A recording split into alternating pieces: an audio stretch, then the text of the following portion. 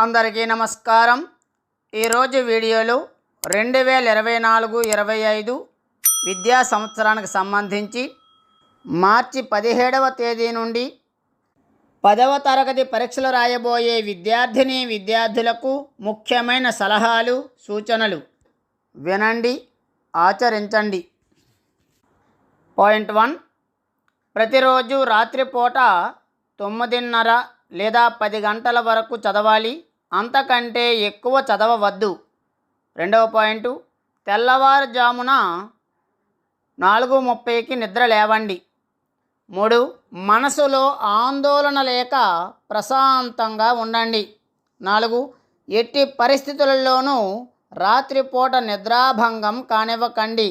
తగిన సమయం పడుకోవాలి, తగిన సమయం నిద్ర లేవాలి. 5, ఉదయం 2 గంటలు చదివిన తర్వాత మధ్యలో కాసేపు విశ్రాంతి తీసుకోండి.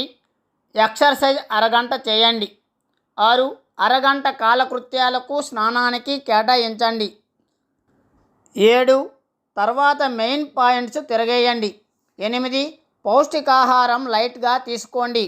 9, ఉదయం 8:30 లేదా 8:45 కల్లా పరీక్షా కేంద్రానికి చేరుకోండి. 10, 8:30 నుండి 9:30 వరకు ఎవరితో మాట్లాడకండి, పుస్తకం కూడా చదవవద్దు.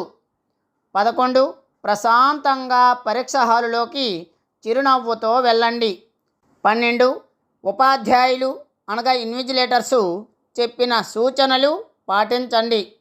ఏమైనా సందేహాలు ఉంటే ఇన్విజిలేటర్ని సంప్రదించండి. 13, జవాబు పత్రం ఇవ్వగానే మార్జిన్స్ కొట్టండి. 15 నిమిషాలు పేపర్ చదవడానికి ఇస్తారు, పేపర్ క్షుణ్ణంగా చదవండి. 14, బాగా వచ్చిన ప్రశ్నలు ముందుగా రాయండి, విభాగము, ప్రశ్న నెంబరు స్పష్టంగా రాయండి. 15, తప్పులు, కొట్టివేతలు లేకుండా రాయండి, రుద్దవద్దు. 16, రాసేటప్పుడు ప్రశ్న నెంబరు రాసి సమాధానం రాయండి, జవాబు అయిన వెంటనే ఒక లైన్ వేయండి. 17, మరొక ప్రశ్నకు ఉపక్రమించండి, కాలాన్ని వృధా చేయవద్దు, ముందు అన్నీ తెలిసినవి తప్పులు లేకుండా రాయండి.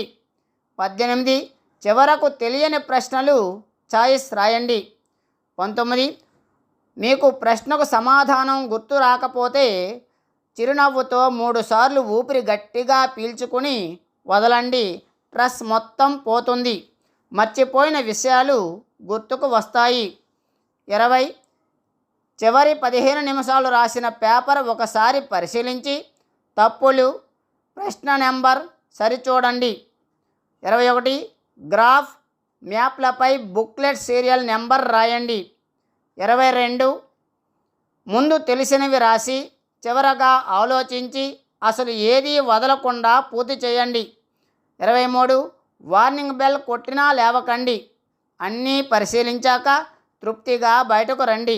జరిగిపోయిన పరీక్షకు సంబంధించి ప్రశ్నలలో పొరపాటున ఏదైనా తప్పు రాసినా దాన్ని పట్టుకొని వేళ్లాడకండి, మీ స్నేహితులతో అసలు మాట్లాడకండి.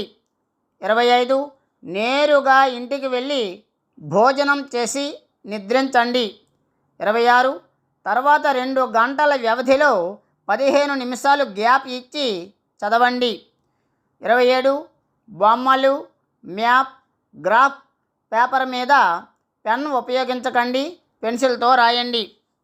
28, బుద్ధిమంతులుగా మసలండి, కాపీ అనే ఆలోచన రానియకండి.